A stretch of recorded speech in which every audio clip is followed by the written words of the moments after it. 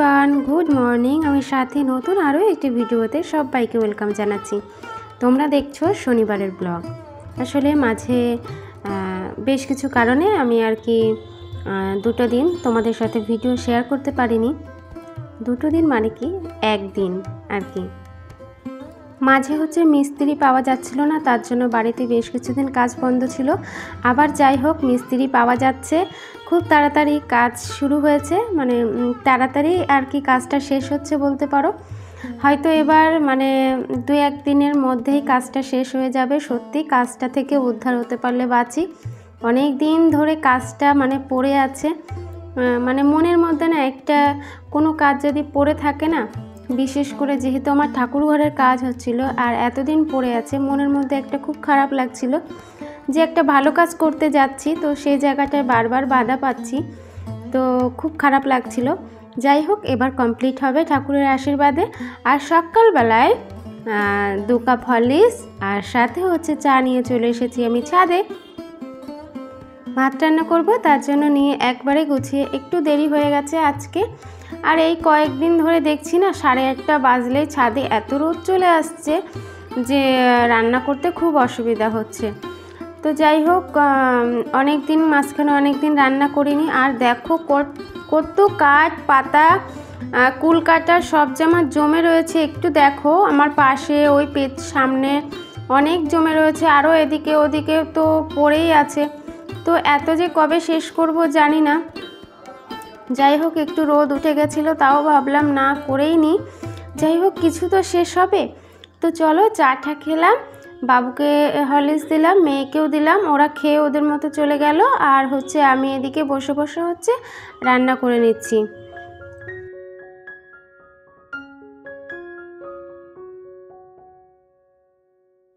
রান্না হয়ে গেছে আর আমার হাজব্যান্ড এসেছিলো ছাদে, তো বললো কি উপরে ছাদে একটা বেগুন আছে, বেগুনটা অনেক বড় হয়ে গেছে, চলো তুলে নিয়ে আসি। তো আমি ভাবলাম যে চলো তাহলে একটা ভিডিও আমি করবো তার সাথে, তাই না বলো। তো বর যখন বলছে আর কি যে চলো বেগুনটা তুলে নিয়ে আসি, আমিও তো ক্যামেরাম্যান একদম রেডি। তো চলো হাজব্যান্ড হচ্ছে বেগুনটা তুলছে। সত্যি বেগুনটা বড় হয়ে গেছিলো, এর থেকে বেশি বড় করলে হচ্ছে দানা বড় হয়ে গেলে না বেগুন খেতে ভালো লাগে না। আমার কাছে তো একদমই ভালো লাগে না, কচি বেগুন খেতেই ভালো লাগে। তো যাই হোক চলো বেগুনটা তো তুলে নিলাম। আর ছাদে না এই গরমে মানে অনেক বেগুন গাছ বসিয়েছে, সেগুলো বড় হয়েছে। আর দেখো সবেদা গাছে 2-3টে সবেদা রয়েছে বড় বড় এখনও, আর কিন্তু সবেদা কিন্তু ছোট্ট ছোট্ট সবেদা কিন্তু ধরেও গেছে। চলো বেগুনটাই সকালবেলায় ভাজা করি, গাছের বেগুন বলে কথা। কিন্তু দুঃখের বিষয় বেগুনটা পোকা হয়েছে। আসলে ব্যাপার হয়েছে কি গাছে কিন্তু দেওয়া হয়নি, ওই যে পোকা মারার যে কীটনাশক দেয় না ওগুলো কিন্তু দেওয়া হয়নি, যার জন্য বেগুনটায় পোকা লেগেছে। তো যাই হোক যেটুকু পাওয়া গেছে আর কি, তাও পেয়েছি অনেকটা। আগে একদিন বেগুন কিনেছিলাম, মানে বাড়ির থেকেই আর কি সবজিওয়ালার কাছ থেকে বেগুন কেনা হয়েছিল, এত পোকা হয়েছিল আমি তো দেখে ঠিক আছে। তো যাই হোক সেই আন্দাজে এবারে বেগুনটাতে অনেকটাই পাওয়া গেছে। আর এদিকে দেখো ওদিকে মেয়ে আর কি স্কুলে যাবে বলে ওরা খাচ্ছিল, আর এদিকে বাবু দেখো ঘরে খাচ্ছিল আইসক্রিম। সকালবেলায় আইসক্রিম কিনে নিয়ে এসে আইসক্রিম খেয়েছে, আর যেটুকু গলে গেছে সেই বাটিটা আমাকে ধরিয়ে দিয়েছে। চলো রান্না, ওদিকে তো মাঝখানে অনেকক্ষণ তোমাদের সাথে দেখা হয়নি, আর চলে এসেছি রান্না করতে। আজকে যেহেতু শনিবার নিরামিষ তো হবেই। সপ্তাহের না এই একটা দিন, আগে না সপ্তাহে 2 দিন মানতাম, শুক্রবার আর শনিবার। কিন্তু রিসেন্টলি জানো না মানলে ভালো হয়, কিন্তু কিছুতেই আর পেরে উঠি না। মানে মাছ তরকারি কিছু না কিছু ঘরে যেন একটু বাড়তি থেকেই যায় জানো তো। তার জন্য আমি চেষ্টা করি সবসময় শনিবারটা অন্তত সপ্তাহে একটা দিন যদি না মানা হয় না তাহলে ভালো হয় না আর কি, মানতেই হয়। তো দেখবা সবাই আর প্রত্যেক পরিবারেই কিন্তু কোনো না কোনো দিন একটা দিন পালন করা হয় নিরামিষের জন্য। তো আমিও খুব চেষ্টা করি অন্তত শনিবারটা একটু মানে মাছ মাংসের থেকে দূরে থাকতে। বাড়িতেও হাজব্যান্ডকেও বলি সপ্তাহে অন্তত একটা দিন মানো, তাহলে আমাদের থেকেই ভালো, মানে আমাদের দিক থেকেই ভালো হবে। চলো রান্না করেছিলাম ডালটা তোমাদের দেখাইনি, আর তার সাথে করেছিলাম আলুর চচ্চড়ি, তো সেটা তোমাদের সাথে শেয়ার করলাম। আর হচ্ছে এদিকে ঘরটা পরিষ্কার করছি। সত্যি কথা বলতে কি, এই ঘরটা কি যে নোংরা করে রাখে সবাই মিলে, জানো না, আমার মাঝে মাঝে না ভালো লাগে না, বিরক্তি চলে আসে। ছেলে মেয়ে তার সাথে ওর বাবা, এত নোংরা জিনিসপত্র। তো শোকেস থেকে বার করবে, জামা কাপড় বার করলো, একটা বার করতে গিয়ে আর একটা তো পরবেই, আর সেগুলো খাটের পরে সব ঝাঁপ দিয়ে রেখে চলে যাবে। এবার বলো কত গুছিয়ে পারা যায়। মাঝে মাঝে না প্রচণ্ড রাগ হয় জানো তো, যে জামা কাপড়ের জায়গাটা যদি একটা আলাদা মানে রাখতে পারতাম তাহলে মনে হয় ভালো হতো। যে যা করবি একটা আলাদা ঘরের মধ্যে তোরা কর, হ্যাঁ, যখন পারবো গোছাবো, না পারবো গোছাবো না, কিন্তু একটা ঘরের মধ্যে না ভালো লাগে না এরকম দেখতে। আর এদিকে দেখো মিস্ত্রিতে কাজ করেছে, আমার সিঁড়িগুলোর কি অবস্থা দেখেছো?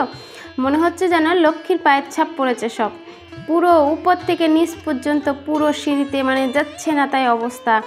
তো যাই হোক, কী আর করা যাবে বলো, বাড়িতে কাজ হচ্ছে, আর বাড়িতে কাজ হচ্ছে বলে প্রত্যেক দিন মানে আর কি আরও বেশি খাটনিটা বেশি হয়ে যাচ্ছে।